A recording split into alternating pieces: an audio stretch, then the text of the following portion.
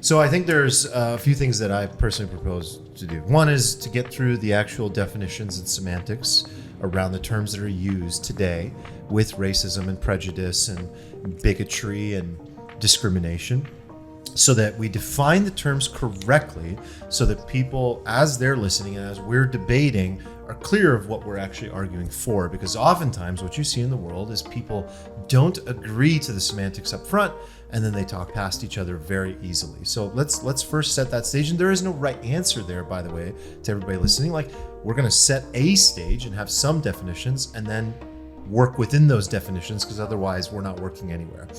I think the other thing that's interesting is to actually look at, like, are human beings innately then racist, and where does that come from? And then I'd be curious how you guys feel, like, individually. Like, have you seen it? Have you experienced it? Like, that's just something I would personally like to get to if we have time. So let's begin with some definitions. Stephen. Oh, you'd like me to define racism? Yes, please. Okay. I mean, I can give you a sort of take on it. I feel like what everybody, not everybody, but with most people I talk to, when you say, like, okay, so racism, is this like a neutral thing, or is this like a bad thing? Most people are like, oh, it's bad.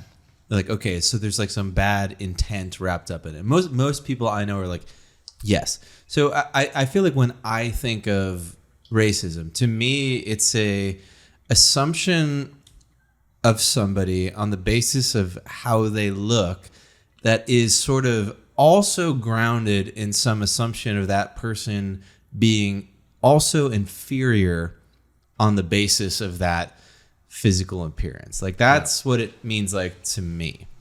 I feel like it doesn't mean that in all of society anymore. It's gotten broadened out to the point where it's just like anything anybody says on the basis of the way you look, and it's not even people saying stuff on the basis of how you look anymore. It's just like, oh, there's these outcomes that are different in society for this group. Racism.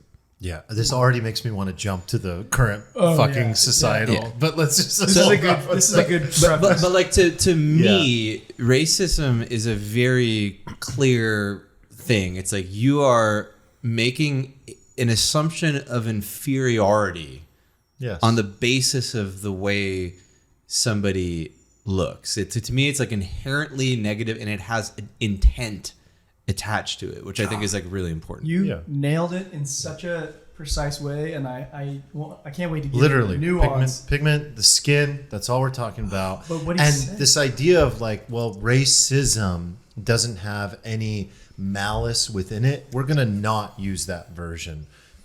Are we agreeing on that? Well, I mean, does anybody think that the version of racism where there's no intent involved, does that have merit? Some people do, so I want to clarify a lot of people that, do. that like we're going into the loudest people on the left. Like, I don't think they're the majority of the left, and they're not the majority of the country. But like, those people seem to not care about the intent part of it at all. Yeah. Right. But that's a whole clusterfuck. I think that's silly. It's like all that matters. One thing that I also want to propose is, like, again, this idea of, like, racism is one way to discriminate. It's one way to show or exhibit prejudice. Prejudice, and one thing that I think we need to get into is, like, is this something you learn, or is this something you're essentially born with as a survival mechanism? But the point is, racism, the pigment, color of the skin, is one version of prejudice and discrimination. There are other versions. There's sexism. There's prejudice based on political beliefs. There's prejudice based on religious beliefs, cultural beliefs, language that you use. Again, I used this example recently. I'm like, one of the most, and I'm sorry if this offends anybody, but this episode in general might be offensive to a lot of people. But, like, one thing that I've learned over the years about India, after having many Indian friends, is that India is one of the most racist places on the planet. By far.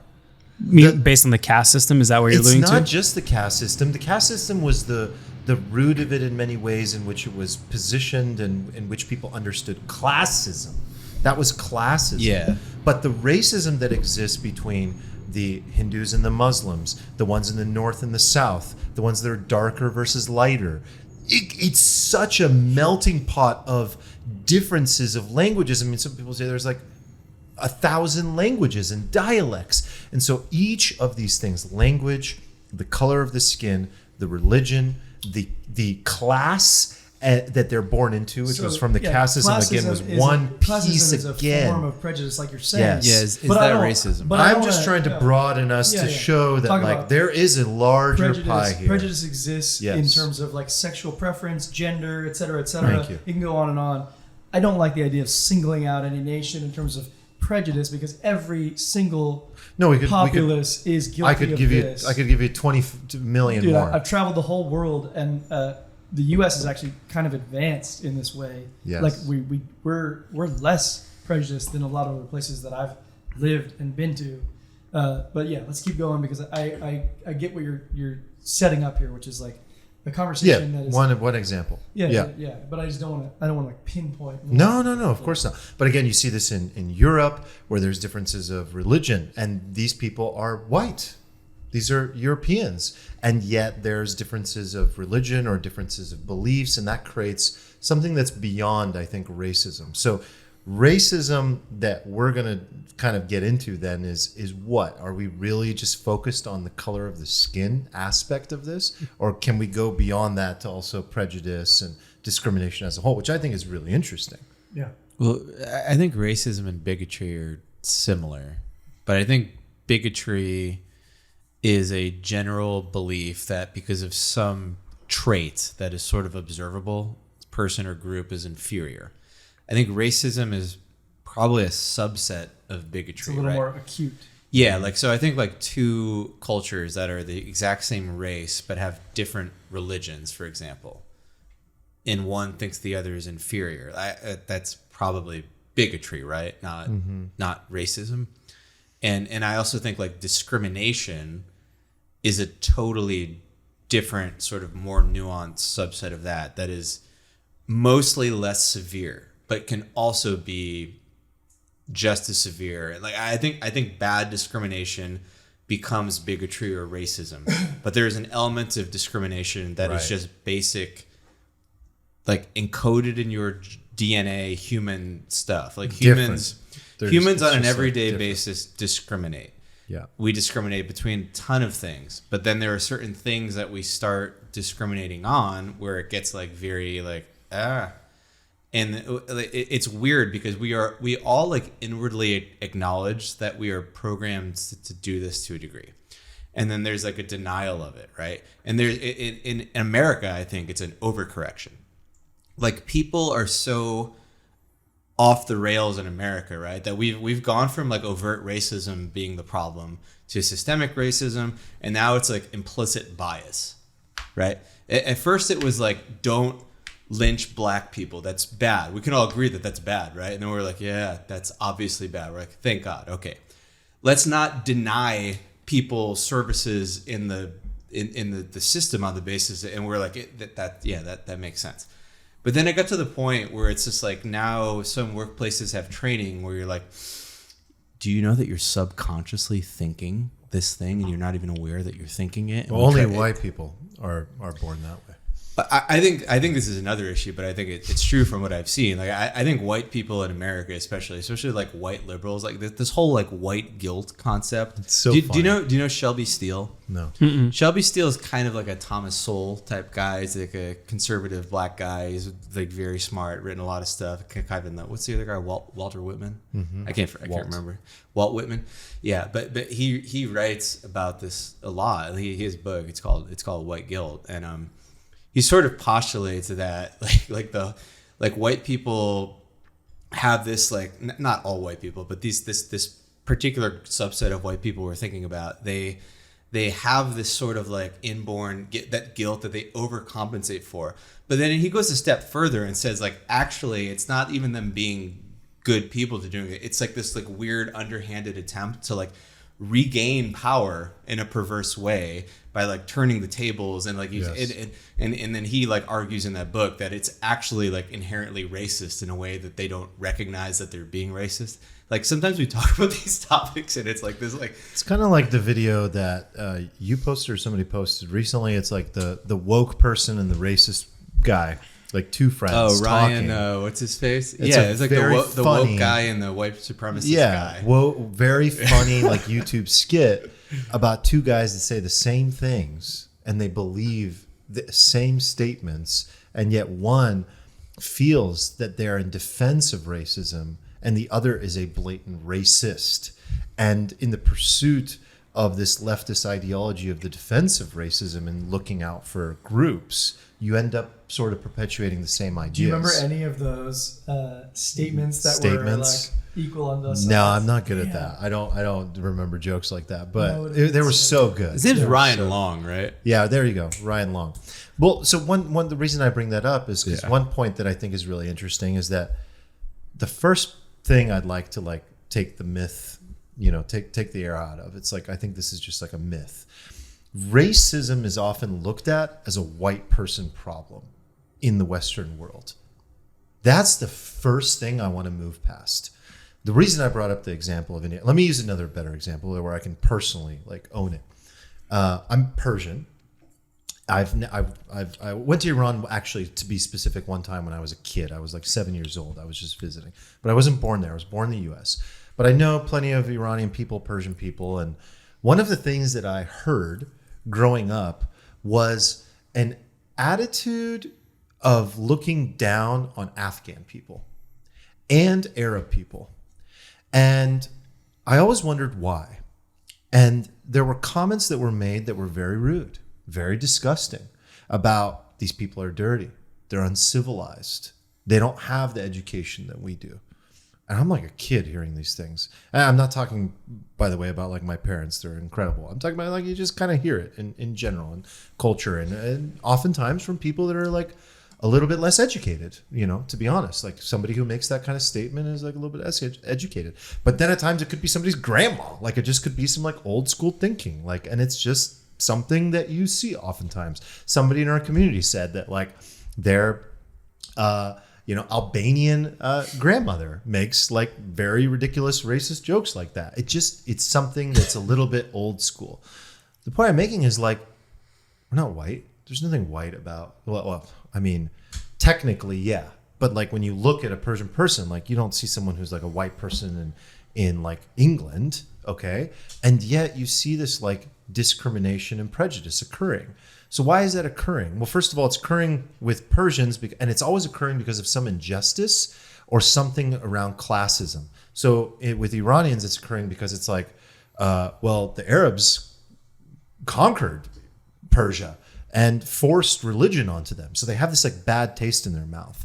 The Bosnians and the Serbs have like a bad taste in their mouth about each other. And you can go on and on about former Yugoslavia as a whole. And it has nothing to do with the color of the skin, but it's this general hatred. I mean, there was somebody this past weekend that brought up like the Armenian genocide and like what they wish they could do to Turkish people. And even Armenians. And I was like, whoa, that was really shocking. You're like my age and you just said something really shocking. And this exists across all ages, all levels, all everything. So this is not a white America problem.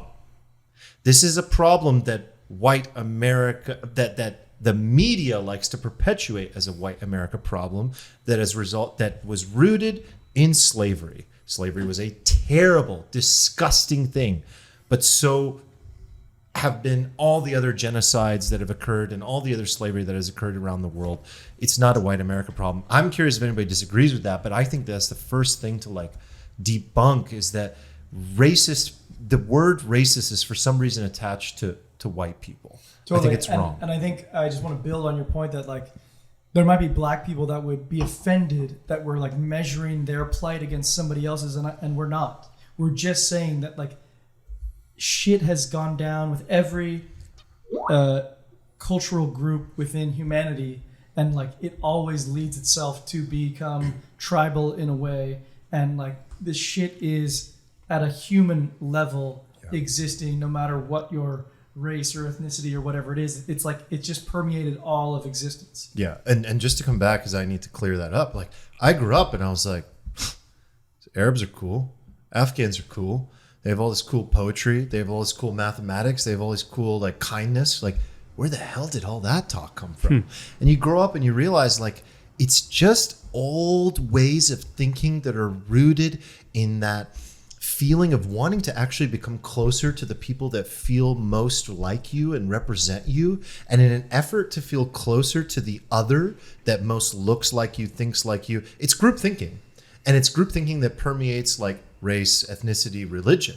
And in an effort to do that, you end up like pushing other cultures and races away, and it's a disgusting But do thing you think that that's still a- exists. Do you think it's a biological evolutionary trait? Because I do imagine that like if you form groups, you probably have a stronger survival probability. You know, like tight groups. That's where I landed. Yes. Yeah, you're being generous on this. Like Okay. you're saying that people did Watch your this mic, and, by the way. and they could be closer if not for it or something. But like, don't you think that there is this like ugly truth that like back in the day, like there was some truth to these things. Like people did it out of a means for survival. Like Definitely. the world wasn't always this like coexist, let's all merge into one happy human race type place. Like for most of humanity, everybody was like in a battle for scarce resources and sort of trying to kill one another, and humans were super tribal creatures. And in like the very old days, like that was very extreme, and then we broke into cultures and countries and we maintained some of that tribalism. But some of it, like some of the stuff your grandparents said, like even though it seems out of place and bad in the modern world, it can be too easy to like dismiss where it came from. Not that the other people they talk about are inherently bad and they're inherently good, but that everybody was fighting each other at a certain point. Like everybody was battling for scarce resources, and maybe it's not the case that all of our ancestors were like bad people, but maybe they like had a reason to think this way in that world. They just evolved to think that way, you know, and it's too simplistic to just dismiss them as bad.